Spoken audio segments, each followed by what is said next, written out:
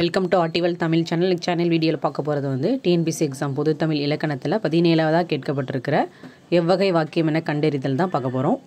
பல சொற்கள் சேர்ந்து வந்து பொருள் தந்தால் அது வந்து சொற்றொடர் இல்லைனா வாக்கியம் என்று சொல்லலாம். சொற்களை பயன்படுத்தி தான் வந்து நாம் நம்மளுடைய கருத்துக்களை பிறர்கிட்ட வந்து தெரிவிக்கிறோம். அப்படி நம்ம கருத்துக்களை தெரிவிக்கிறதுக்கு அடிப்படை அமைவது தான் இந்த வாக்கியம். வாக்கியங்களில் அமைந்துள்ள கருத்திற்கேற்ப அவற்றை செய்தி வாக்கியம், வினா வாக்கியம், உணர்ச்சி வாக்கியம், ஏவல் வாக்கியம் என்று வகைப்படுத்தலாம். ஃபர்ஸ்ட் ஒன்று வந்து செய்தி வாக்கியம். செய்தி வாக்கியம் அப்படின்னா ஏதேனும் ஒரு செய்தியை எடுத்து கூறுவது வந்து செய்தி வாக்கியம். எடுத்துக்காட்டு: கவியமுது பரிசு பெற்றாள், ஆடலரசு சிறப்பாக சொற்பொழிவாற்றினாள், பெரியார் தீண்டாமையை எதிர்த்து போராடினார். இந்த எடுத்துக்காட்டெலாம் எக்ஸ்பிளைன் வேண்டிய அவசியமே கிடையாது, ஈஸியாக நம்ம அண்டர்ஸ்டாண்ட் பண்ணிக்க முடியும். ஸோ ஒரு செய்தியை வந்து நமக்கு எடுத்து சொல்கிறதால இது வந்து செய்தி வாக்கியம். நெக்ஸ்ட் ஒன்று வந்து வினா வாக்கியம். வினா வாக்கியம்னா கேள்வி கேட்பது போன்று அமையும் வாக்கியம் வந்து வினா வாக்கியம். ஸோ வினா வாக்கியம்னா வினா பொருளை உணர்த்தும் வாக்கியம் தான் வினா வாக்கியம். எடுத்துக்காட்டு: விளையாட்டு போட்டியில் வென்றவர் யார், உன் இருப்பிடம் எங்கு உள்ளது, உன்னிடம் திருக்குறள் புத்தகம் இருக்கிறதா. ஸோ வினாவை எழுப்பி கேட்கக்கூடிய வாக்கியங்கள் வினா வாக்கியங்கள். நெக்ஸ்ட் வந்து உணர்ச்சி வாக்கியம். உணர்ச்சி வாக்கியம் அப்படின்னா நம்மளுடைய உணர்ச்சிகளை வெளிப்படுத்துவதற்காக பயன்படுத்தப்படும் வாக்கியங்கள் உணர்ச்சி வாக்கியங்கள். நம்மளுடைய உணர்ச்சிகளை எதற்காகலாம் நம்ம வெளிப்படுத்துவோம் அப்படின்னா உவகைக்காக, அவலம்காக, அச்சம்காக, இரக்கம்காக, இழிவு, வெகுளி, வியப்பு போன்றவற்றைக்காக தான் நம்மளுடைய உணர்ச்சிகளை வந்து நம்ம வெளிப்படுத்துகிறோம். ஒரு விஷயத்தை பார்த்து நம்ம வந்து வியப்படைந்து வெளிப்படுத்தும் வாக்கியம் தான் உணர்ச்சி வாக்கியம். எடுத்துக்காட்டு: குற்றால அருவியின் அழகுதான் என்னே, மலர் கண்காட்சியில் எத்தனை அழகான மலர்கள் பூத்து குலுங்குகின்றன. ஐயோ, ராஜாத்தி அம்மாளின் மறைவு ஈடு செய்ய இயலுமோ. என்னே இந்த ஓவியத்தின் அழகு, என்னே தாஜ்மஹாலின் அழகு. நெக்ஸ்ட் வந்து ஏவல் வாக்கியம். இதுக்கு இன்னொரு பேர் இருக்குது, கட்டளை வாக்கியம்னு. ஏவல் வாக்கியம் அப்படின்னா நம்ம பிறரை வந்து அதை செய் இதை செய் அப்படின்னு சொல்லிட்டு ஏவுவது, ஏதாவது ஒரு வேலையை செய்யுமாறு ஏவுவது இல்லை கட்டளை இடுவது தான் வந்து ஏவல் வாக்கியம் இல்லைனா கட்டளை வாக்கியம். எடுத்துக்காட்டு: திருக்குறளை படி, மூத்தோர் சொல் கேள், இளமையில் கல், வீட்டை தூய்மையாக வைத்திரு. நெக்ஸ்ட் வந்து உடன்பாட்டு வாக்கியம். உடன்பாட்டு வாக்கியத்தை வந்து நம்ம எடுத்துக்காட்டோட பார்க்கலாம். தமிழரசி புதுவைக்கு சென்றால் இனியவன் உணவு உண்டான். இப்போ இந்த தொடரெல்லாம் பார்த்திங்கன்னா ஏதோ ஒரு தொழிலை அல்லது வேலையை வந்து உணர்த்தி காட்டுது. இதுதான் வந்து உடன்பாட்டு வாக்கியம். அதே மாதிரி தொல்காப்பியன் வீட்டுக்கு வந்தான். ஸோ இந்த எடுத்துக்காட்டுலாம் பார்த்திங்கன்னா ஏதோ ஒரு தொழில் நிகழ்ந்ததை நடந்ததை வந்து எடுத்துக்காட்டுது. அதுதான் வந்து உடன்பாட்டு வாக்கியம். நெக்ஸ்ட் வந்து எதிர்மறை வாக்கியம். லாஸ்ட் வாக்கியம் உடன்பாட்டு வாக்கியத்தில் பார்த்தோம். ஒரு தொழில் நிகழ்ந்து நடந்து முடிஞ்சிருந்தா அதை வந்து எடுத்துக்கூறுனா அது வந்து உடன்பாட்டு வாக்கியம். அப்படி நடக்காமல் அதை எடுத்துக்கூறுனா அது வந்து எதிர்மறை வாக்கியம். உடன்பாட்டில் ஒரு எடுத்துக்காட்டு பார்த்தோம், தமிழரசி புதுவைக்கு சென்றாள் என்று. இப்போது எதிர்மறையாக நாம் இந்த வாக்கியத்தை எப்படி சொல்கிறது? தமிழரசி புதுவைக்கு சென்றிலள்.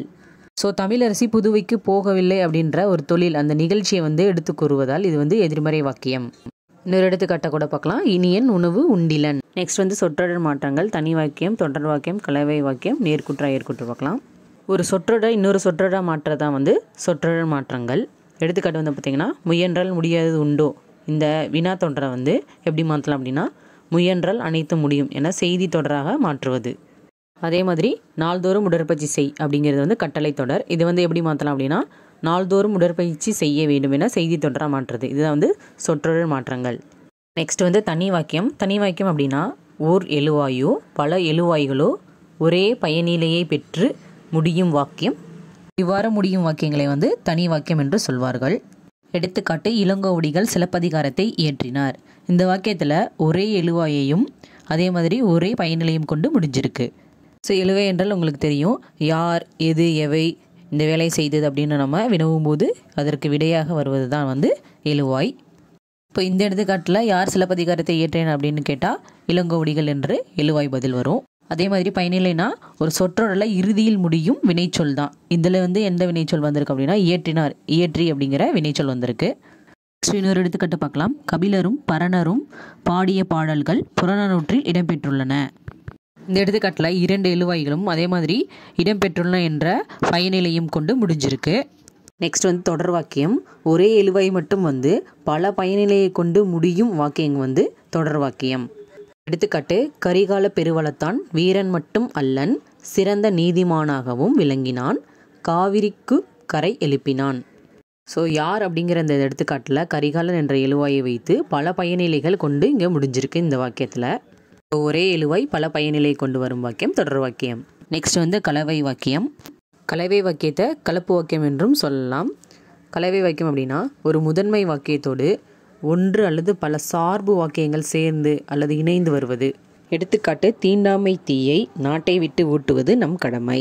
எடுத்துக்காட்டு தொடரில் தீண்டாமை தீ அப்படிங்கிறது சார்பு வாக்கியம், நாட்டை விட்டு ஊட்டுவது நம் கடமை அப்படிங்கிறது வந்து முதன்மை வாக்கியம். இப்போ பாருங்கள், தீண்டாமை தீ அப்படிங்கிற சார்பு வாக்கியம் வந்து முற்று பெறலை, அதாவது ஒரு மீனிங்காக இல்லை.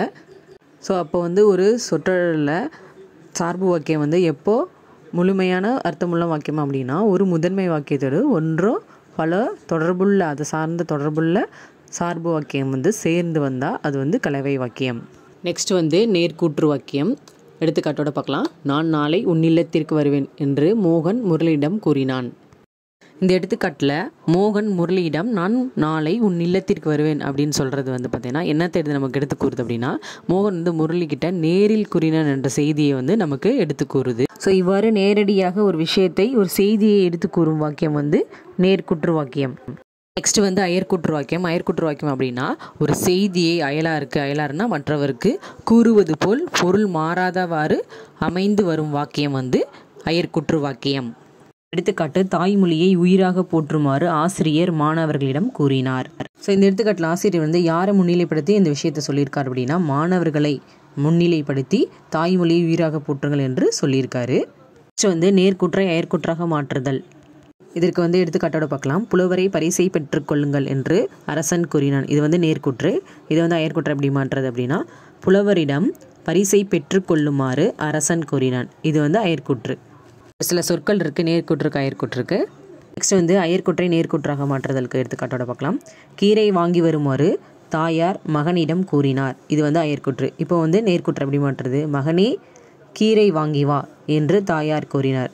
ஸோ இந்த மாதிரி தான் நேர்கூற்று வாக்கியமாக இது வந்து அமையும். ஸோ இந்த வீடியோ யூஸ்ஃபுல்லாக இருந்தால் லைக் பண்ணுங்கள், ஷேர் பண்ணுங்கள், கமெண்ட் பண்ணுங்கள். மறக்காமல் ஆர்டிவல் சேனலை சப்ஸ்கிரைப் பண்ணிக்கோங்க. நெக்ஸ்ட் வீடியோவில் இதற்கான மாதிரி வினா விடைகள் போடுறேன்.